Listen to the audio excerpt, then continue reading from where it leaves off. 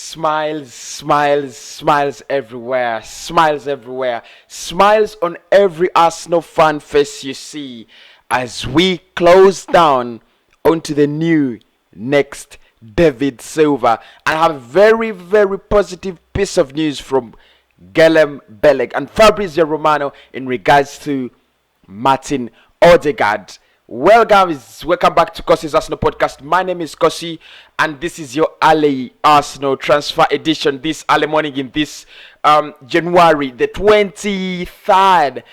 We have 1 week, exactly 1 week to the end of the transfer window, but trust me, it's just getting better, and it's just getting hotter and hotter and hotter. This is what we wanted, the phase 2 of transfers. Phase 1 was a little bit boring, but it was quite necessary, wasn't it?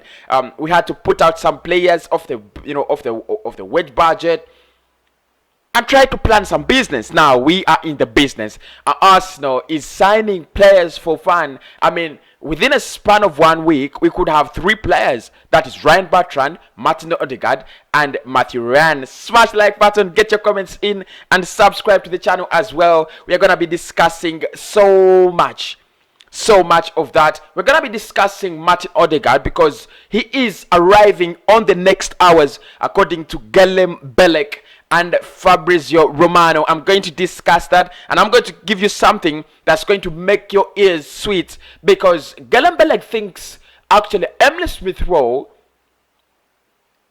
and Martin Odegaard could play in the same team, just like Kevin De Bruyne and David Silva. Could it happen? We are going to be looking at that. What do you think about it? Anyway, we're going to be discussing Ryan Betrand as a backup left back for Tierney. Talks are ongoing. Nothing has been agreed. It is not very close, but talks are ongoing. I'm also going to be talking about that. I'm also going to be talking about Matt Ryan. The new goalkeeper, could he start today? Because he has been included in the squad, but could he start today against Southampton? I'm gonna be sharing my thoughts on that and more and more and more and more. So smash the like button and get your comments in. Why not? Just like I always do, let me get the party started. And I'll start with I'll start with Ryan Betrand, Southampton left back, who is going to be out of contract in the summer. It has been reported that Arsenal are keeping close touches with the player. We have met the representatives of Ryan Betrand, and we have also talked to Southampton to see if we can take the player in the in this January transfer window. However, if we cannot take him in the January transfer window, again, we would like to agree a deal so that he can join the club that is in the summer as a free agent. Of course, I told you we are looking for a left back. We are looking for a backup left back for Tierney. Whenever Tierney gets a knock, whenever he gets injured, you can sense that kind of anxiety in the Arsenal fan base, in the Arsenal in the Arsenal dressing room, everywhere. Tierney cannot get injured. Tierney does not get tired, and of course, that is very, very dangerous for a player. He cannot, you can't use the same player for 38 games in a Premier League season. Then you use him for almost 16 games in a Europa League campaign. Then you use him for almost 6 or 7 games in an FA campaign. Then you use him in the Carling Cup. It's so tiresome and ridiculous. I mean, you need to have that left back. You need to have at least 2 players per position, and that's why you have you have 25 players in a squad, so that you could actually have at least 2 players per spot on the pitch. So we are looking at Ryan Betrand, and of course, according to Fabrizio Romano, he says nothing is very close. Nothing has been agreed yet. However, a deal could be agreed on the next hours, so that Arsenal can get the man himself, Ryan Betrand. And of course, my thoughts on him, I think he's a decent, left back. He played with Chelsea, and of course, he went out on loan with Southampton, which was eventually made a permanent deal, and that was so good. That was brilliant, wasn't it? And after that, of course, I think now running out of contract, we could get him on a little bit cheaper, or even a free in summer. But I would want him to join in the January transfer window. There's so many games to play, and they're coming in thick and fast. Just for example, we are playing on Saturday. Today actually, then you have a game against Southampton on on Tuesday. Then on Saturday again we shall play Manchester United. Again, we will play in the midweek. Then Europa League is coming on. So you can see there's so many games coming on thick and fast. You need squad depth. You need at least 2 players per spot. You could see the right back. You have almost, of course, they are trash. I understand, but you have 3 right backs. If Bellerin gets injured or accumulates, yellow cards, 5 yellow cards, you have Cedric in there. If Cedric gets injured, you have Ainsley in there, and that's very, very, very good competition. I don't know if these players do compete in the right back because they are absolutely, absolutely trash. But I believe it is the best thing to do.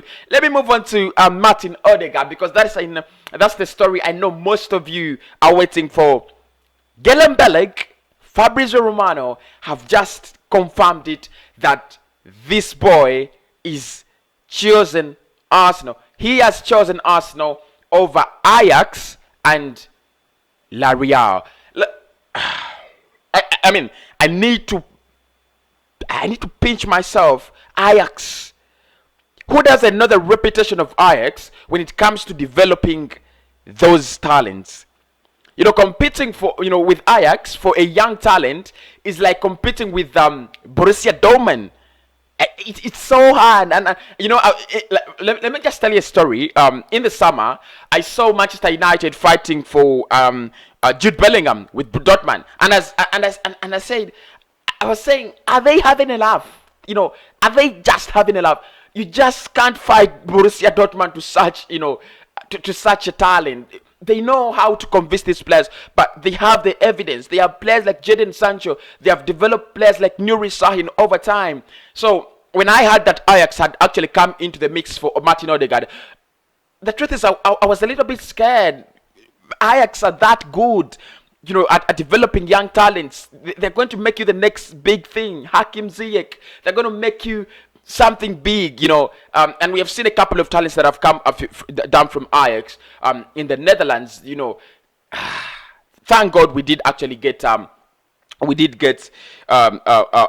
Odegaard. So according to Fabrizio Romano, he's saying there are a few details that are being sorted out, but the player and his family have all agreed to join Arsenal, and Real Madrid has also joined the family in an agreement that the player should actually go down to Arsenal. This has also been confirmed by transfer specialist and journalist, one of my best journalists, by the way, Guillem Belleg. He's one of my best journalists when it comes to Italian stories and Spanish stories. He really reports much about Real Madrid. If you look at his page, Twitter and then YouTube, you'll see that he really reports much about Spanish affairs, especially when it comes to Real Madrid, and then the Italian affairs. And I really respect him for that, because he has accumulated a lot of respect and a lot of information and gathered a lot of evidence when it comes to transfers in those areas. So he says the player is going to Arsenal, where he is expecting to get playing minutes. Now that is one of the things that had actually brought some fear deep down in me. If he's coming to Arsenal and he wants minutes and he's going to play where Emile Smith-Rowe plays, aren't we in for crap? Isn't it going to be such a difficult time for Mikel Arteta? But then Guillem Belleg says you could just look at how Manchester City could lined up with Fernandinho, Kevin De Bruyne, and David Silva. If you still remember that kind of midfield, I mean, a little bit defensive with Fernandinho providing that defensive assurance and cover. And then you have David Silva, who plays more like a number 10, should I say. But he could play, he can play as a number 10. He has played as a number 10 over the years, but he can also play that box-to-box role. He can also play that free role in the midfield. He can play that entertaining role in the midfield, just like Martin Odegaard can. And then you have the Kevin De Bruyne, who can also look like a number 10, but his role is to make chances, whether he's a number 10 or wherever, and that is just the perfect role that suits Emile Smith-Rowe. And then I just asked myself, could we see Arsenal going back now to a 4-3-3 from a 4-2-3-1? Because recently we've been playing a 4-2-3-1, and I'll talk about more of that when I talk about how Arsenal could actually line up with Martin Odegaard. But I was just asking myself, are we gonna see Arsenal going back to a 4-3-3 or a 3-4-3? Because really, Mikel Arteta, I know he is interested in such kind of of setup, in his teams. Because if you're going to use Martin Odegaard and Emile Smith Rowe at the same time, I believe we might go back for a 4-3-3. And of course, Mikel Arteta said it in one of the press conferences when we were performing very, very poorly.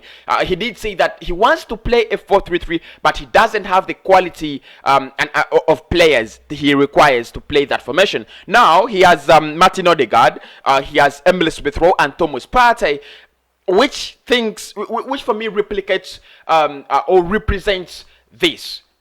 Thomas Partey for Fernandinho at Manchester City, David Silva, Martin Odegaard at Arsenal, and then Kevin De Bruyne. Oh, of course, I don't want to say this. It's ridiculous, but I mean, that's what it is. Kevin De Bruyne and then Emile Smith Rowe at Arsenal. Maybe that's what's going to happen. I don't know, but let us wait and see. I'm going to come with my predicted lineup, and I'll also try to figure out how we can play with Emile Smith Rowe and Martin Odegaard at the same time after I look at how the player plays and match. So that is it. The player could be arriving very, very, very, very soon, according to Beleg and of course Fabrice Romano. And I'm going to keep you posted with wherever happens. The medical is going to be done in England. I'll be updating you on that. The shirt numbers available. I'm going to be updating. That's the next video. Shirt numbers available. I'm going to be updating you on that. When the deal is completely done, I'm going to be updating you on that. Trust me, I'm going to keep you posted. Of course, this is a match day. It's not going to be so easy for me to keep you posted with this deal. This is the match day. We have Southampton coming up on the Riders, and of course it's a big game and it's a very, very hard game. I have to do the match reaction, 5 things we learned, player ratings, managers press conference. There are gonna be so many things for me to do, so hectic. But I promise, like I said, I promise I'm going to be a very, very, very honest guy, and I will come with those stories thick and fast. Let me talk about Matt Ryan as I leave this place, because he's been included in our FA Cup squad, and the question for me is he gonna start? I did say it in my predicted lineup, and thank you by the way for watching it, because you guys really love it. I don't know why you love the predicted lineup and the preview and then the manager's press conference, but I know I could see you really love them. You watch them for long. You comment. You like. Of course, you watch the transfer news more, and I know this channel is really built on Arsenal transfers and Arsenal updates, and I do appreciate that, and I don't want to change, and I won't change the way this channel is leading. But let's talk about Matt Ryan for a second. Transfers away, put transfers away. Let's just talk about how many of you, just go down in the comments and tell me how many of you would want to see Matt Ryan start at Arsenal today instead of Burnley. We have Southampton in a space of we are playing Southampton back to back in a space of 4 days, because Saturday, Sunday, Monday, and then Tuesday. In a space of 4 days, we have Southampton back to back. Look, I'm nervous. I'm anxious. I don't think we are going to win both games. But and for me, what's really crazy is I want us to win the Premier League game. I want us to.